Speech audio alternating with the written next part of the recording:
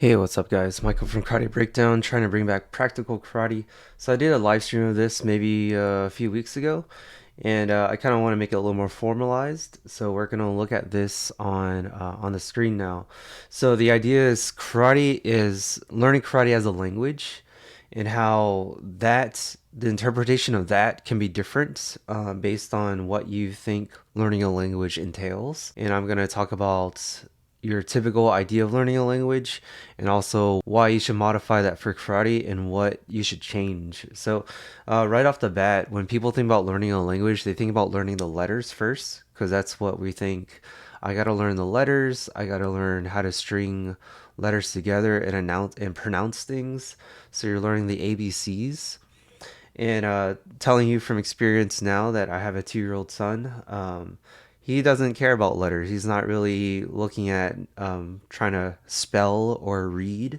He's trying to communicate and he's trying to get what he wants. So he's saying a lot of phrases, and all those phrases we don't really understand or we can't understand what he's saying yet, and he gets frustrated, or we do understand but he says it weird, so we correct him and stuff like that. But very rarely is he saying, "Hey, I want milk." I don't. He says, "No, I want milk." So because of that, that's kind of spurred this thing of like we're thinking karate of learning a language, and we're thinking of it kind of wrong, where we're thinking, hey, the best way to teach somebody karate is to teach them how to do kihons, where in reality, we got to figure out a way to allow someone to have that conversation or have that mistaken phrase and for us to correct them. So I'm going to go over kind of the stereotypical idea of what language learning is for a karate person and how I think that's incorrect. So from the bottom here, it says usually a karate class is taught. You learn their stances, you learn the basics, your kihons, and then you apply that into a pattern. So you learn katas that have those kihons in them. And then most classes have some type of like one-step sparring or compliant partner drills. This is where the sensei kind of teaches one application of one movement in a kata, and then the students kind of drill it back and forth without any resistance. And then out of nowhere, you just put on some gear and you start point sparring with it. Kind of unrelated to the kata, kind of unrelated to what you just learned. And of course, guys, this is a generalization, but I've been to so many dojos that kind of this is the formula.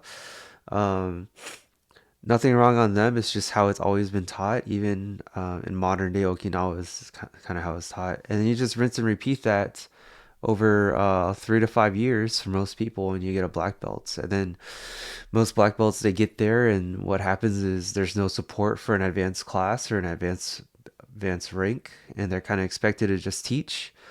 And then most people, if they don't enjoy that or they feel like that's not what they were training for, they kind of phase out and they kind of disappear. And that's you rinse and repeat, and then you just refill the funnel with more white belts, unassuming white belts, and you do that every 3 to 5 years, right? So again, generalization, but that's kind of the state of karate today. Now, let's go back to what I'm talking about, karate as a language. And the first thing, instead of just basic uh, punches and kicks, I'm talking about common movement patterns. And I kind of put some compare and contrast here. Um, so I kind of have compare and contrast here. So common movement patterns, these are like human movement patterns, can be groundwork drills, can be lunges into things, but they're combinations of full body movements that allow the person to develop coordination, develop an awareness of their body. And it doesn't have to be karate specific. It's literally, if you think about like movement drills, gymnastics, even breakdancing. Like I always talk about, dancers are usually good martial artists because they can move their body very well, right? They understand their body in 3 dimensional space. Um, so I would say learn those patterns first, because then you could be adaptable and apply that to any type of combative movement you want. Like if you imagine a gymnast who spent all these hours learning how to backflip or how to do windmills or flares, there's multiple movement patterns linked into one. There's movement in all direction, right? Transverse and all that stuff. And then if you tell them to just do a regular front stance and throw a punch, that's like a walk in the park for them, right? So you're kind of overloading their system with all this extra coordination and ability to move, and then you bring it down to the actual kata or the actual kihon, and that becomes super easy. So then in my pyramid, the next thing after being coordinated or getting coordinated is learning the katas themselves, right? So again, of course, this is karate, this is combat. You got to understand what the common karate movement patterns are after you build a general coordination of your body. So you can learn the katas. Now from there, this is where it's a lot of dojo struggle. It's about partner drills. And I have a whole database of partner drills from karate culture into karate breakdown. I can, I feel like that's one of the skills I have that I can just create drills. But this is just the gamification of learning karate, right? You take a movement, you try to figure out a way to repeat it with another partner. And then the biggest thing, as I always say, is progressive resistance, and you just keep doing that over time, right? So solar drills, partner drills, that's going to allow you to start an introduction into sparring. And the biggest thing that kind of spurred this discussion for me was the idea of having conversations like I led in the beginning of the video. You're not just learning letters and ABCs, you have phrases. And what's interesting about that is you want to um, be able to practice those phrases and get corrected in real time. And the correction or that punishment should not be extremely, I guess, high or extremely detrimental, or should not be malicious or permanent, right? I should look at my notes. And what I mean by that is like imagine you were learning how to do a front roll, and every time you fail, I don't know, your instructor punches you in the face, right? Terrible example, but your instructor punches you in the face. One, you're not going to try to do that front roll again. And two, you're going to be so worried about failing that you're just going to forget the entire technique. But what if you learned how to do a front roll like on a matted surface, foam like judo floor, spring mats, and you get, or in the water or something, or you just keep failing and failing and failing. You get hundreds of repetition of a forward roll, and then you eventually get it because one, the punishment is not severe. That was the word I'm looking for. It was not severe. You're not getting hurt when you fail, and you are encouraged to keep going and keep doing it, right? So, just like teaching a little kid how to have a conversation, you're correcting them, you're not punishing them for saying something incorrect. They're literally learning the language for the first time. And with that, they're able to learn what's right and wrong and correct themselves and get it right over time. And then the sparring aspect of it would be like having a debate or having an argument or honing that skill or honing that trait. And I put here sparring using the drills, right? So you gamify the approach and then you learn how to actually fight with it. So what's different between sparring and partner drills is sparring has an aspect of spontaneity to it. Partner drills, you're adding on to your coordination. Both sides are learning the pattern. Both sides are applying on each other. But now once you add an element of surprise or spontaneity, now it becomes a type of sparring drill, right?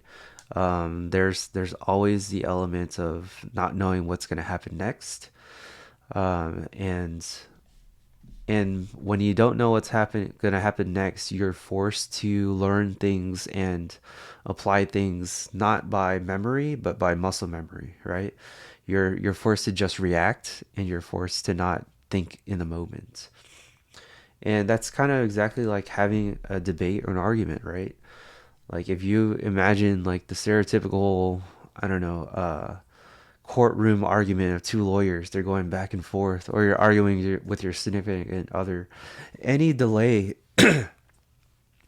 any delay in that argument would like allow them, would give them ammunition, right? And they're like, hey, you're hesitating, or hey, you really don't mean what you meant, right? You didn't mean what you said because you're hesitating right there. So being able to react immediately, have a conversation back and argue back and forth and have that debate, and have good answers, right? That's super important to win in arguments, and it also makes sense in the sparring scenario as well. Having good arguments coming back, which means having the partner drills that you drilled, having those responses automatic and not doing something random or out of the blue. I'm thinking about teaching jiu-jitsu right now. So if I had, we drill all these things, we have these partner drills, and I'm like, all right, let's work on opening, passing the open guard, right, where you're trying to go around someone's legs and you get chest to chest on them, side control.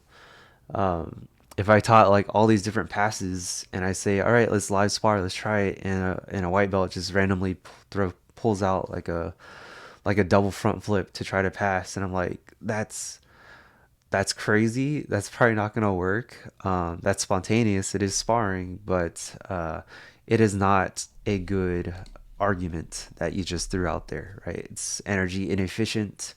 It's not something we tried. You're probably gonna get hurt, and you're probably gonna hurt your partner. Uh, so yeah, having the right responses, that all comes from partner drills. And then finally, full combat, right? Or having full conversations.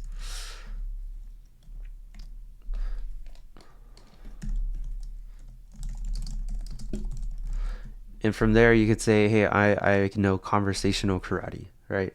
We went to Japan in what, 2016, I think? Yeah, winter 2016. And I spent the year leading up to that learning conversational Japanese. I didn't bother learning how to read or write. So I didn't bother, how to learning how to do like proper Japanese, but being able to say, hey, where's the bathroom? How much is this? Where's the taxi? Do you know how to get to blah, blah, blah? Yeah, we're from America. We train karate, blah, blah. So being able to have a conversation with somebody, in another language, and having it's kind of like being able to fully spar in all ranges, in all using all the techniques that you know in karate, right? So we compare this to um, a conventional or traditional approach to karate. You see a lot of gaps in here, right? There's one step sparring, which is kind of like if we're talking about conversation, you're kind of just telling somebody something or yelling at somebody, and they're not really giving you feedback. And then point sparring is like literally introducing another language to one language that you're trying to learn. You're completely different. There's a huge contrast between somebody learning katas for a test, and then they start point sparring, and then they don't understand where's the commonality there, right? And then out of nowhere, you do this for a few years and you get your black belt, and then you're expected to be like an expert in that. um, so yeah, what do you guys think? I mean, I'm kind of like a broken record here, but there's a lot of repeats that I've said before, but just wanted to get this out in a more formalized fashion. I have here that I didn't talk about babbling, right? As a little kid, right? Before you're able to formulate real words, you're still trying to get your thoughts out and get your wants and needs across to somebody. That's essentially, for me, that's like your solo drills, your coordination drills. So you're like trying to figure out how your body works in a coordination drill, which parallels to trying to figure out, hey, what is this white substance that comes out of this cold metal box in the kitchen, right? Oh, it's milk. I want this milk, right? As a kid, before you understand the word, you just start, pointing at things, or you start babbling. And just watching my kid grow, and just seeing how he's making these steps forward, and he's learning new words every day, and he's growing exponentially, and we're not punishing him for saying a wrong word, right? We can't fault him for trying. um And I fixate on this punishment too, and this is probably what I'll end with, and I talk about this a lot. But you go to a school that trains with a lot of ego, one where they do full contact sparring too early, where a white belt might come in and they get you put gloves on them and they start sparring in the ring real quick. That punishment is high, and they're gonna be super stiff. They're gonna treat the next white belt the same way and punish them.